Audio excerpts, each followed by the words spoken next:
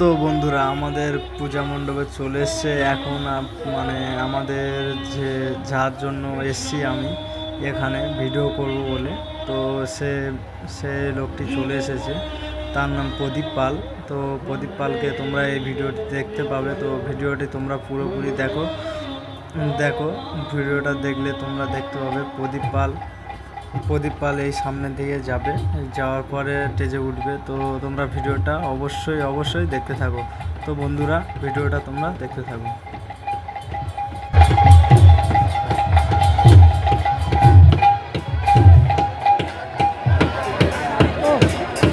এক ঘন্টা ধরে